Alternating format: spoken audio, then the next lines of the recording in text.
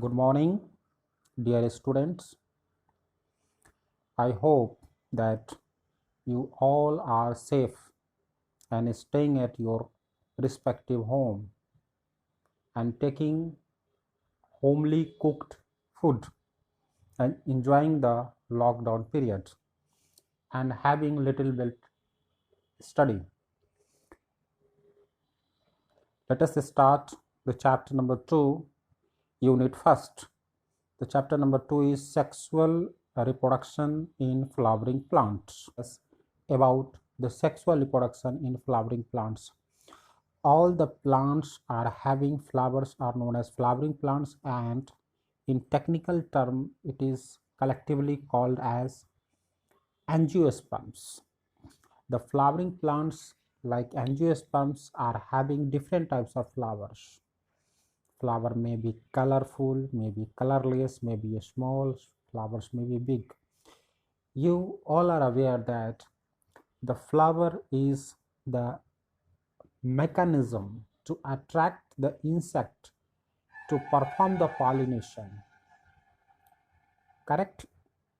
Hence the flower is nothing a attractive structure for a flowering plant or for a plant which which is responsible for reproduction. You already know that the flower has four essential parts, four main parts. I mean, say that four main parts, that is the sepal, petal, stamen, and carpel. The sepal generally green in color and responsible for the protection, whereas the petal is a colorful structure and it is responsible to attract the insect to pollinate the flower. Okay, the next one is the stamen. The stamen is known as male reproductive part, whereas the carpel is known as the female reproductive part. The carpel and stamen are known as essential part of the flower. Carpel and stamen is known as the essential part of the flower, whereas the sepal and petal are known as non-essential part of the flower. Okay, the flower has male part that is known as stamen. Stamen is responsible to produce the male gamete, that is known as, sorry,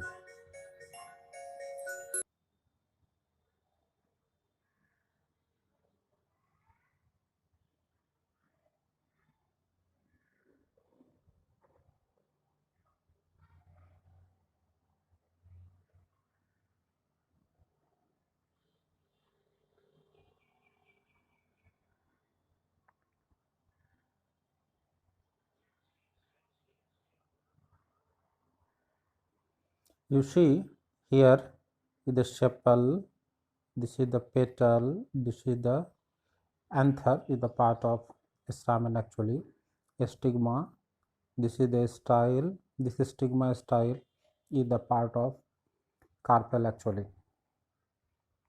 Okay, so before performing the sexual reproduction, there is a process to produce the male gamete and female gamete. Here the male gamete is pollen grain. Okay, pollen grain is also known as the male gametophyte, which carries the male gamete actually. Hence there is a wide process to perform the sexual reproduction. You can say that the sexual reproduction is a combination of many activities. These activities are divided into three different steps. The three different steps. Okay, these steps are known as pre-fertilization stage, fertilization stage, and post-fertilization stage. The pre-fertilization stage is itself divided into two parts. You can say that gamete formation and gamete transfer. The gamete formation, what is this? The formation of male and female gamete is known as the gamete formation, and gamete transfer, that the male gamete will transfer from the male reproductive part to the female reproductive part, is known as the gamete transfer. Now you can see that here is the male reproductive part. This is called the stamen. Stamen carries the anther. This is the filament. Okay, when we cut the anther transversely, we can see that there is a four actually pollen sac, or known as microsporangium, in which pollen grains are developed or microspores are developed.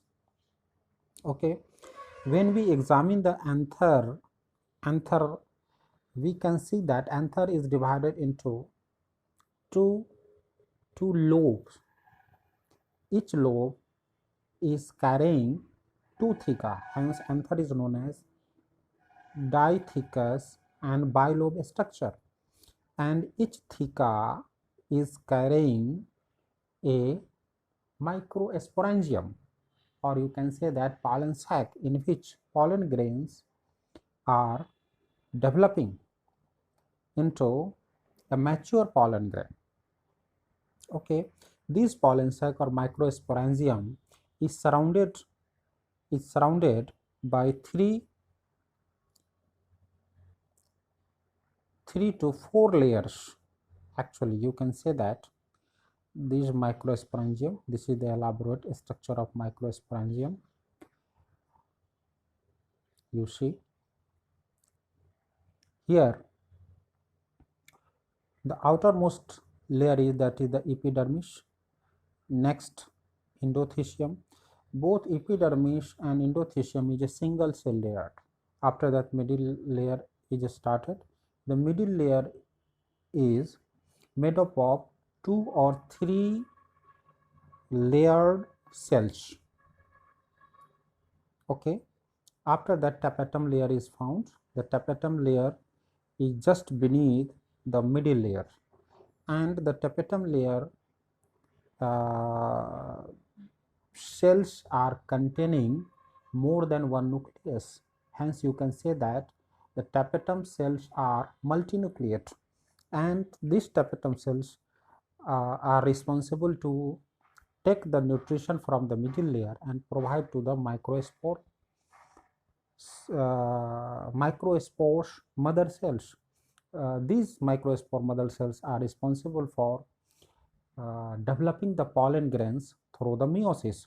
The microspore mother cell actually is having prominent nucleus and dense cytoplasm, and this microspore mother cell will go for meiosis and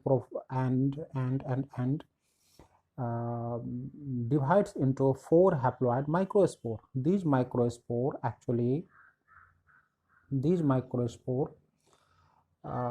attached with each other and form a pollen tetrad.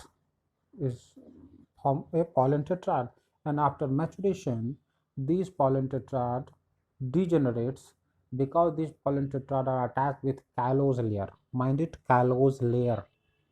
Okay, these pollen tetrad is attached with callose layer and degenerate after maturation, and independent pollen grains are formed. Okay, these pollen grains are now ready to come out from the anther or the pollen sac and pollinate the female part. Okay, now there is a point that the structure of microspore before its maturation is a tetrahedral structure. After that, the next important point is the after maturation, epidermis and endothecium remain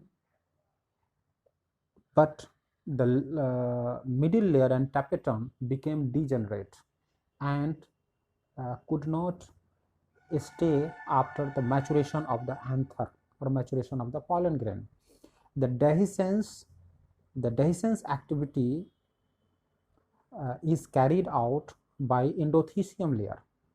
Epidermis is the outermost layer.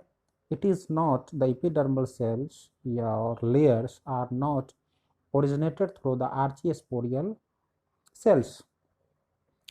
Hence, these are about the pollen grains. After that, we will discuss about the structure of pollen grains in next lecture.